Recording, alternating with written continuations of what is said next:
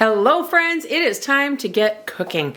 Today I'm going to start you guys off with one of our base items. Now why am I starting it that way? Because this is actually, the base portion of it is something we use in a lot of different meals. So I've been debating how to do this for a long time, and I thought rather than showing you the same thing over and over and over, I'm going to show you guys how to do the base portion, make this its own video, and then every other recipe video, I'm going to include this as a link in the description. So anybody who hasn't seen it before or is unsure can reference it and then watch the rest of the recipe video. All right, so what am I making today? Shredded chicken. It is so incredibly easy. You need frozen chicken breasts and a slow cooker. I have my Crockpot. I got a new Crockpot recently because our other one finally gave out after many years of frequent use. 2 uses in, the handle and the lid cracked. Reached out to Crockpot, showed them when I purchased it, like 2 weeks of owning it, 2 uses. And that happened. They said, you know what? It's perfectly covered under warranty. We'll send you a new lid. They sent me a whole new Crockpot, which is phenomenal. So, but I don't want to get too distracted. I want to keep this video pretty short. So let's get going. I'm going to show you guys what goes into my shredded chicken. Okay guys, so I'm using a new tripod setup. Pulled out one of my old tripods that turns out isn't the one I thought it was and actually works better than what I was looking for. So I've got my crock pot. What I'm going to do, I'm going to throw, personally for our family of 10, I throw about 5 or 6 chicken breasts in there. Rule of thumb that I use is about half a chicken breast per person that it's going to feed. Keeping in mind, yeah, that doesn't sound like a whole lot of meat. Stop. Sorry, dog kind of got upset there. Keeping in mind, yeah, it's not a whole lot of meat, but when you're shredding it, it goes a lot farther. It cooks differently, and it actually is a way to stretch your meat versus just cooking a chicken breast per person. So I throw those in there. I'm going to do it really quick, show you how I set them, because you don't want them stacked pancakes on top of each other. You want them standing on side by side.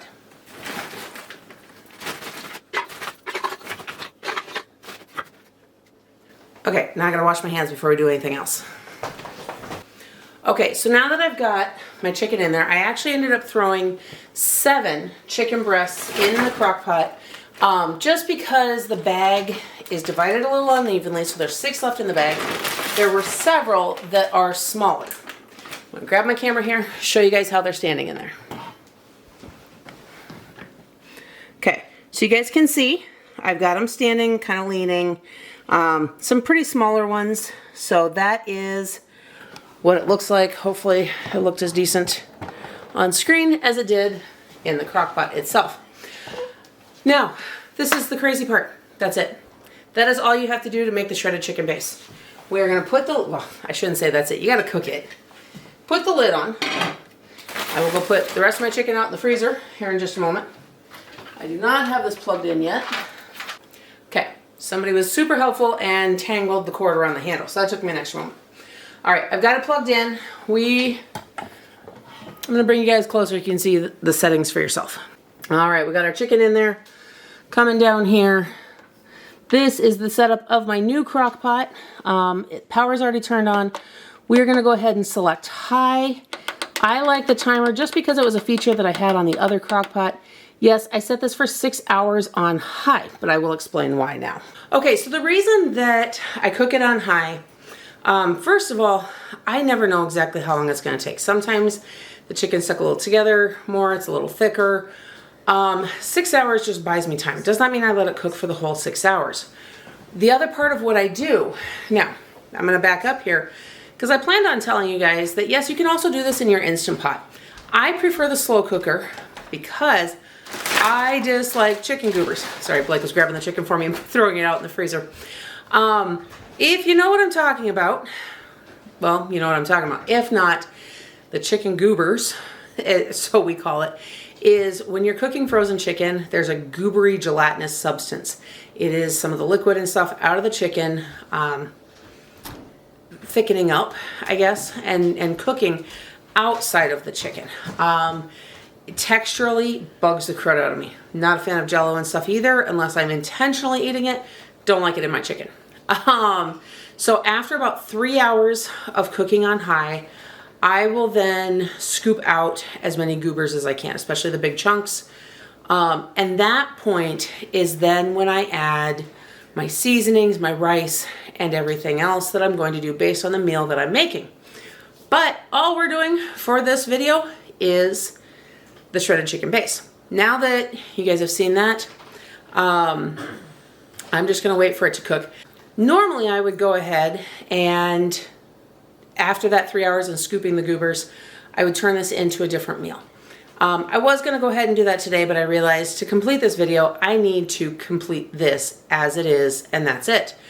So in the 3 hours, I will go ahead and scoop the goobers right about there. I'll show you guys exactly how much time is left. You saw me set it for 6 hours. We'll scoop it out, and then we'll let it cook for an extra 1 to 2 hours, because that's usually what it does need for everything to fully cook to the point the chicken falls apart. It doesn't dry it out, but it falls apart. There's a trick to that. Anyhow, at that point then, I'll show you how we shred it, and then we can go ahead and use it that way. I do sometimes make plain shredded chicken to go in soup bases and for other dishes as well, where specific seasonings and things wouldn't have worked. So there's that option. Anyhow, you guys go ahead and hang on for a second. I'll be right back to show you what the rest of the process looks like. Okay guys, so here's the deal with the chicken. At some point after I started this, one of the kids went by and pushed a button on my crock pot. They switched it from high to warm. So all the timing got thrown off. It's actually been more than 3 hours since I started it, but I don't have a reference point because it turns off the timer on it when you do that, when you change the settings. And also it wasn't cooking the way it should have been anymore. So I had to let it go for longer. Yeah, it's been a mess. So I'm gonna go ahead and tilt this down so I can show you guys how to scoop the goobers and then what tool I use to shred it. I don't think it's ready to shred yet, but I'm gonna show you guys how I do it without fully doing it if it's not ready. And that's gonna have to suffice at this time. So let me finish showing you how to get this shredded chicken base ready. Okay guys, taking the lid off here. Okay, so for this, I've got a slotted spoon and a fork. You can do this whatever way works for you. But you can see some of this gelatinous stuff in here. That's the chicken goobers I talked about. So what I do is I simply gather up what I can, let any of the liquid drip out, and then I put it in a bowl so it can cool and then go in the trash.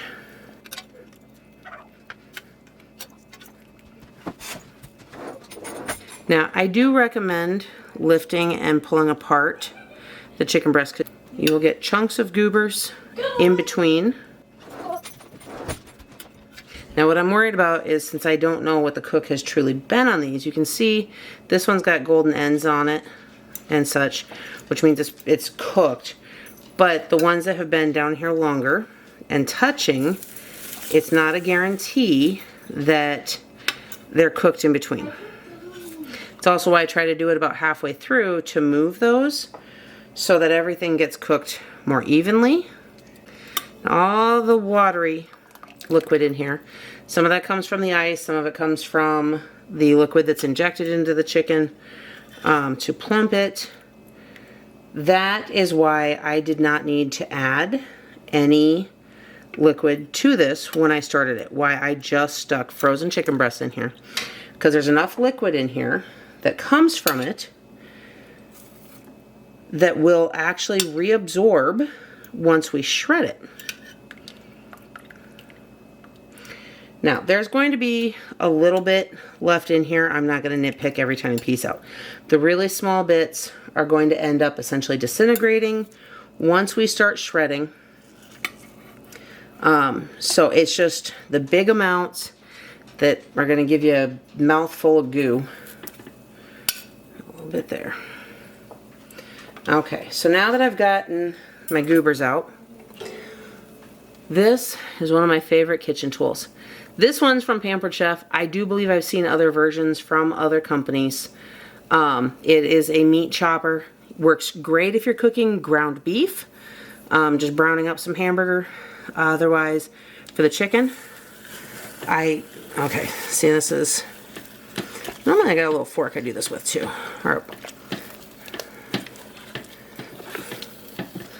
So this is close. When it's truly cooked. Obviously this is finished. I'm not seeing any raw bits, but this will essentially fall apart when you push and twist. I do think it's cooked enough though. I'm going to be able to chop it. So you guys can watch this and I can show you how the majority of that liquid absorbs up into the chicken as you chop it then.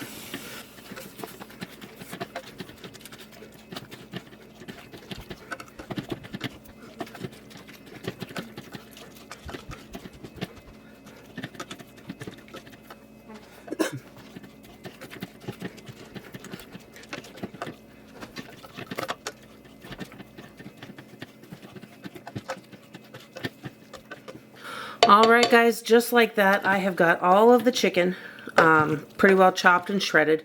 There's a few little chunks in there that we'll continue to get as we move things around. You can see there's still some liquid in the bottom, not a ton. Some of it will continue to be absorbed by the chicken as it sits. If you are making rice or just adding seasonings and things into it, it tends to absorb a little bit more.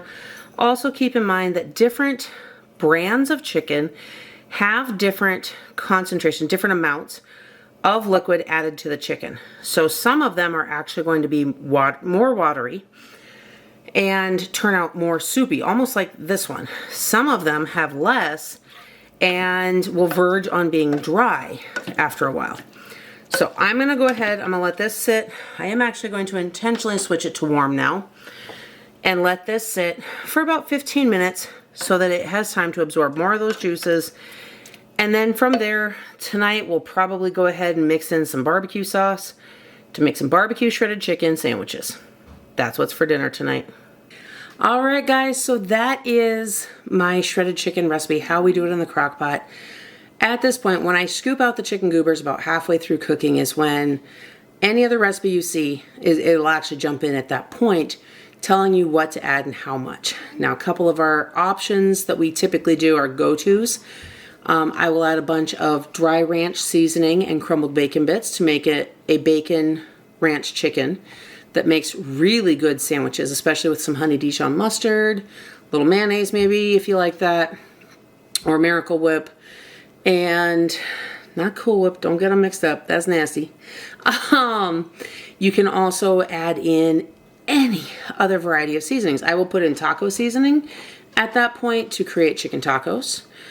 You can put rice and some chicken stock in there with other options or some cheese to make a cheesy chicken rice dish.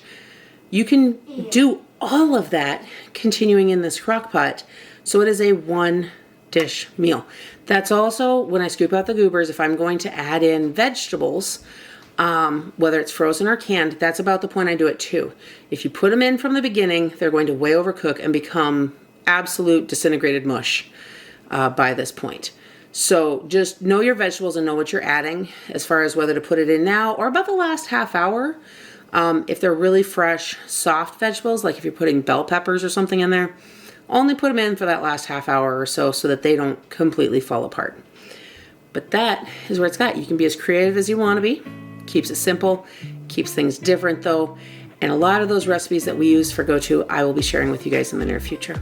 In the meantime, I hope that you're having a blessed day. Don't forget to like this video, subscribe to my channel, and hit that notification bell so you don't miss everything else coming up next. I'll see you in the next one.